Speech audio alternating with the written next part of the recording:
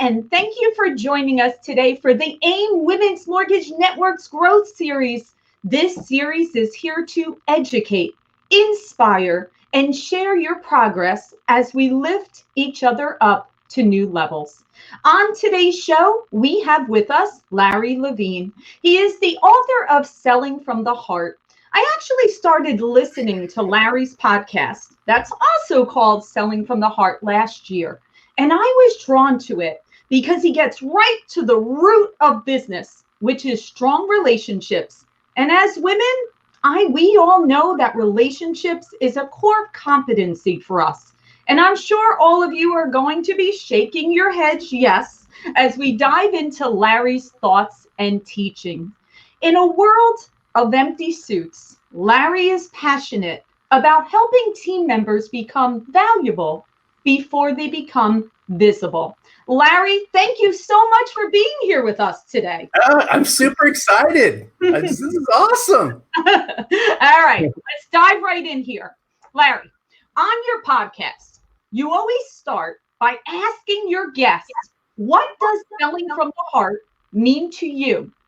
So I actually want to flip that script. I want to hear from your perspective. What does selling from the heart mean to you? Oh, so now you're throwing me on the hot seat, huh? I'm a big believer in this, that selling from the heart means bringing the best version of yourself forward, Laura. It means with full intention, bring in sincerity, bring in substance, bring in heart to your clients and prospects.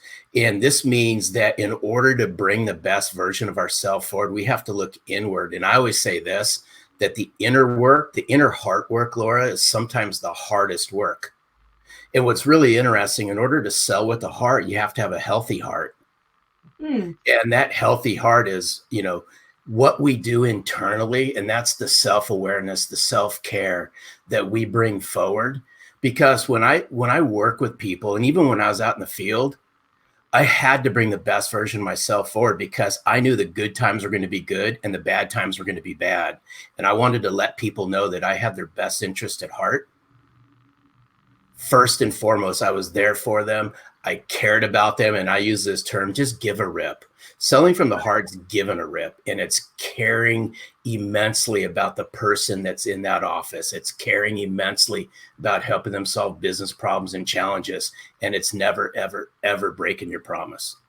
Right. Absolutely. And, in our business, in the mortgage business, obviously, I actually recently read an article, and this article said that going through the mortgage process is one of the 10 most stressful events a person can actually go through in their life. Like a lot of people, immediately when you hear the word mortgage, people get a little, what does that mean? My goodness, I'm borrowing all this money. It's the biggest thing I will ever do in my life in terms of the biggest amount of money I will ever owe. And being relational, and especially as women, being relational with our partners and families that we're helping, how do you encourage and what are your recommendations to continue to grow those relationships and be able to assist that family through that scary time of the uncertainty of going through the mortgage process? Well, it's interesting because as I was listening to what you're saying, the first couple words that popped into my head was empathy and sympathy. Right. And we have to be able to empathize with them. We have to sympathize. And there's two slight differences is, we can say, hey, I understand what you're going through because I remember back when. I remember that very first time I bought my house, or I remember helping, my close family members through buying their house. I understand what you're going through. And at least putting them at ease that way. The other thing is then we talk about relational aspects. I'm a firm believer that we have to understand what that relationship really is, Laura, which means we have to ask, what's a relationship look like to you? How would you like me to grow and nurture our relationship? What would that happen? What would that look like? How would that happen? You see where I'm going? Okay, so let's dive a little bit into that. Yeah. Let me understand that. And I totally agree with you about the empathy and sympathy. And I even personally, when I did my first mortgage myself, I was 25 years old, and I remember I had one of the worst experiences of my life. And I can recall that once I started being in the mortgage business, I'll never forget that feeling. I'll never forget the day the loan officer called me the day of closing and said, yeah, I know you were supposed to bring this much to closing, but it's actually like $9,000 more because we added an additional point to your loan. Now, thank goodness there's rules and regulations Yeah. in the world now that something like that doesn't happen. But I remember that feeling of almost being taken advantage of. And that keeps me whole now, all these years later. So tell me a little bit about how do you keep that in your mind, and how do you use it to continue to grow the relationships with the families that we're looking to help? I think it goes back to, well, actually a couple things. I'm a big believer in capturing memories and experiences. Okay. So one way that we can keep that going is to uncover, right? I'm a big believer in this, regardless of what people sell, we capture memories and experiences. Now let's think about this in the mortgage world. Those are great things that you can capture to retell, repurpose, reconnect, right? The RE words that are going to slowly come after that is, I'm a big believer that we're story collectors. Some of the best storytellers are story collectors. So if we can capture how somebody felt and package that up into a nice bottle and re-deliver that, that's step one. The other thing is we must always be craving feedback. I'm always asking and encouraging my clients for feedback. How's the relationship looking like? What value can I continue bringing? How have I helped you do better business? How is, maybe in the relation to your world, how is what I've done? How is the me holding your hand? How has that made you feel? What words would you use to describe the process that I've taken you on? What's that journey been like? And capturing those, just asking a different set of questions and engaging in a different manner. And what's really interesting is I'm probably more female than male because I grew up with all sisters and most of my cousins were all female. So I connected the female aspect to relationships. And I truly care when I ask questions of people. I truly care what those responses are, because I really want to know. Right. And I think in order to really build those deep relationships, we have to be able to ask. And sometimes it's those uncomfortable questions that are really going to help you become more comfortable with somebody as you're building those relationships. Right. And listen, relationships don't form in one phone call or in a few emails, right? I mean, a relationship is something you work on. And even when you think you have a good relationship, you have to continue to work on it, right? It's like anything, you can't assume that just because, let's again, relating it back to the mortgage business, just because you did a great job of bringing Mr. and Mrs. Smith home for that first home that they purchased, well, we know there's going to be opportunities where maybe we can lower their interest rate. Maybe Johnny and Billy are going off to college and it's time to do a cash out refinance to be able to help them pay for college. Or Johnny or Billy are now looking to buy their first home, and now we're helping the next generation. I mean, so that relationship, you're correct. It's not just the first time that you help them. It's being that advisor throughout their entire lives, and then the next generations. I mean, we said it, right? Bringing those memories, being that person that we know, we see that the news puts up, across the 6 o'clock news, interest rates are the lowest that they've been. Well, who am I calling? Am I calling the person that I have this relationship, my trusted advisor that says to me, well, the Levine family, yes, the rates are low. But you know what? Right now, this is the best situation for you. Or absolutely, Levine family, we should be reaching out to you before you ever see it on the 6 o'clock news. right? We should be ahead of that. That's part of that relationship. So what are some ideas of how to continue to keep that relationship fresh? So it's interesting because the first word that comes to mind is be intentional. Right. We have to be intentional with the relationship, and we have to be proactive. So I'm a big believer that it's my responsibility. Now, this is my opinion, how my brain works, and what I brought to the forefront is we have to be proactive and serve in our relationships, which means I go first. Got it. Which means I have to always be bringing new insight, right? I have to be educating my clients. I have to be building and nurturing that relationship. I have to become that research and development department for that person or that company, which means I have to constantly be looking out for their best interests. And it's hard to do this if you fail to stay top of mind and communicate with your clients. And so I always try to put myself in their shoes, right? And sometimes, life gets in the way, and all of a sudden I haven't, spoken with someone for a while. Well, that's my responsibility to keep that going.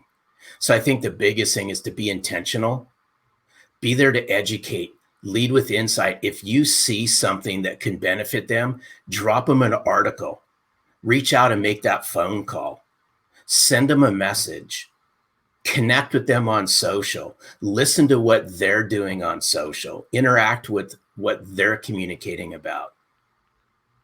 And you'll be amazed what starts to happen. But it's what's really interesting about this is when we come to relationships is it requires work, but it requires you going first. That's part of being a servant. I love that mentality. It is true, is that you're not waiting, like we said, the 6 o'clock news. We're not waiting for them to see something on social media saying that the rates are dropping and then they reach out. It's like you said, it's having that servant leadership, your own servant leadership, to where you're looking out for their best interests and you're being their advisor, right? I mean, listen, in sales, we all speak pipeline, right? Our goal is to always have a full pipeline. Okay. So the way that we have that pipeline that will continually be there for us during all different stages of whatever's going on in the world, whatever outside forces are happening, right? I mean, in our world, we speak about, okay, inventories are low. There's not a lot of homes on the market, but the interest rates are very low. So it's giving opportunity for maybe people can afford a home that maybe they couldn't afford a year ago, but now they have more buying power, right? We have to pay attention to that. We have to see that maybe this young couple that, sure, their price range was X a year ago, but guess what? The rates went down. Now it's Y. Now they have this opportunity, or maybe it's better if they get into a fixer-upper, and they do a renovation type loan where they can modify it and make it their dream home in the future. But like to your point, if you're not watching the people that you've served, you're constantly chasing. You're constantly just trying to fill that pipeline with new people that you literally are starting at square one relationship, where the previous people, you've already established it. But you're correct.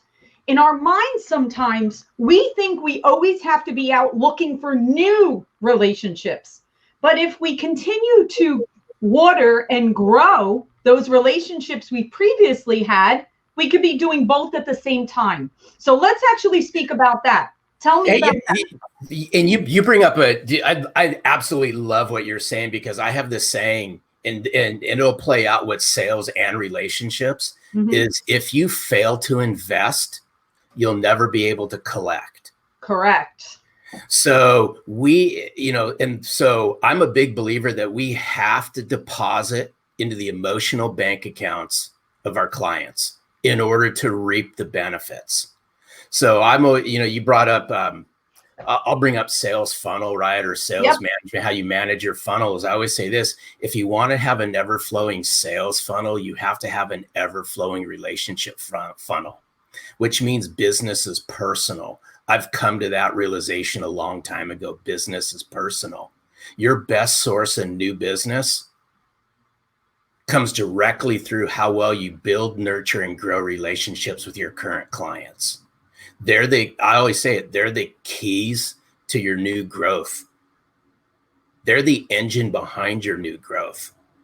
But in order for that to happen, you have to place them. I'm just using these descriptive words. We have to place our clients up on a silver business platter. We have to nurture and grow those relationships. We have to become relational bridge connectors. In other words, we have to build connections and communities based on caring and compassion.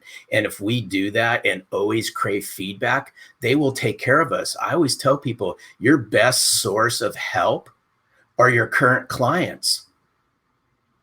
But it's the stories in our head are the stories that we tell and act out. I ... ask Laura for ... I don't know what she's going to say. Well, if you ask not, you get not, right? That is true. So I always say, we have to be willing to make those deposits every single day in our relationship bank accounts. And if you do that with determination, with discipline, with consistency, things play out. Yeah, and you brought up a good point. When you say, I can't ask Larry, what will he think of me? But to be quite honest, when you're connected and you have a relationship with Laura and Larry, it's not asking for something out of the ordinary. It's just having a conversation with someone that you look up to. You've put them on a silver platter. You have a relationship with them. So there's nothing out of the ordinary. The only time things are awkward is when you're not in a relationship. If you don't have that connection, then all of a sudden it's like, who does Larry think he is asking me? And that happens all the time. But you bring up a great point, because that happens all the time. And I want to use the connection word that you just mentioned. Is I think today it's never been as easy it is right now to connect with anybody. Agree.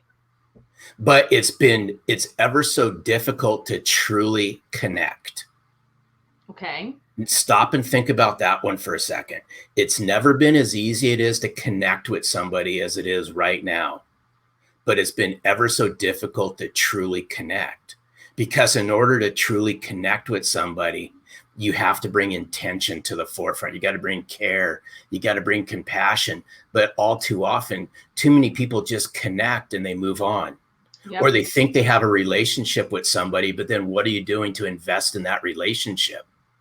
That's right. And it's hard to build a relationship if you don't communicate, if you don't engage in conversation. And that's why I go back to saying this about business is personal. So if you allow me, I want to use a quick example.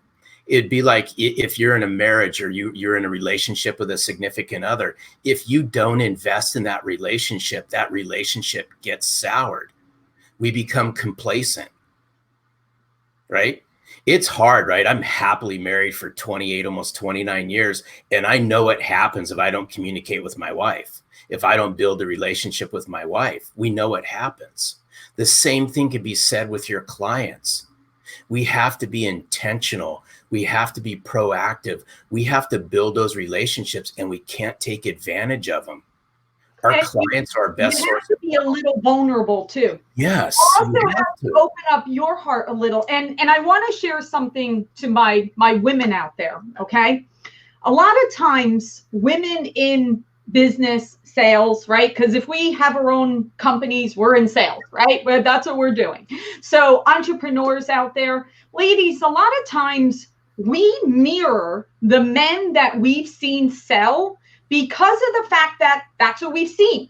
That's what we kind of grew up seeing. That's what we've watched people do. But ladies, I will say this over and over again. We have a huge advantage because of our ability to form strong relationships. So don't try to be like what you've seen other people do. Be true to your heart. Open yourself up a little bit. Allow that relationship to open up and be that advisor. And Larry mentioned it about create the stories. We have the honor and privilege of every day being the people that put people in their homes, they will never forget us, ever. And if we continue to have that relationship with them and check in with them and see how the family's doing and stay connected, your pipeline will forever grow, because you'll have your past clients and your new clients, and you'll have those strong relationships. So you're 100%, Larry, about the connection. We have that ability, and I know you women out there are doing fantastic right now, and you want to continue to plant those seeds for the future, because we all know cycles change. We all know that right now the rates are really low and things are booming, but cycles change. And we know that as those cycles change, we need to be prepared for the next cycle, which means building those relationships and continuing to have them for the future. Absolutely. That is great. All right. So Larry, what's your final piece of advice to all the ladies out there? I would encourage the ladies out there to really understand, go back to your customers, go back to your clients, ask them, what could I do to be even of more value to you? What could I do to help? What words would you describe about me? What words would you use to describe the support I've been providing to you? I encourage you, pick up the phone, thank your customers for doing business with you. I appreciate the fact that I've helped you do, and then you can fill in the blank. Find something new about a customer that you didn't know and pick up the phone and just say, thank you. I didn't realize this. Ask them, what's it like? What's it like for you to do business with me? What's it been like? Ask those sometimes uncomfortable questions, and you'll get some really interesting answers that will, I promise you this, you'll learn something, and it'll help you even grow and cement that relationship even more. Awesome. Wonderful. Well, this has been great. Thank you so much, Larry, for joining us. We truly appreciate it, and continue to spread your message of selling from the heart, because it certainly is an important one. I will. Thanks, Laura. Awesome. All right. It is that time when we get into our challenge. So this is where we ask our audience to step outside of their comfort zones and stretch to success. This week, we would like to know how you are going to implement a social media and digital strategy that will help deepen relationships. We want to hear from you. Okay, so email me at laura@afrwholesale.com and tell me what you're going to implement. And then remember, we're going to select 3 Women's Mortgage Network members that completed the challenge to come on our Facebook Live the week of June 15th. Okay, so wishing you all an amazing week. And on next week's episode, we are actually going to have 4 Women's Mortgage Network members come on and going to discuss how Dr. Meg's everything is negotiable practices were implemented into their professional and personal lives. So can't wait to hear how everybody is now taking our guests' information and implementing it into their business and personal lives. Okay, everyone, be well, be inspired, and never stop growing. Be well, everybody.